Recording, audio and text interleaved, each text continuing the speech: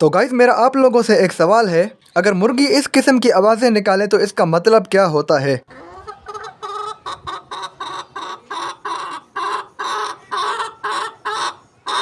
तो यार मेरी मुर्गी कुछ दिनों से ऐसी आवाज़ें निकाल रही है और ये मुर्गी ऐसी आवाज़ें निकालकर दरवाजे के पास खड़ी हो जाती है और घर के अंदर आने की कोशिश करती है।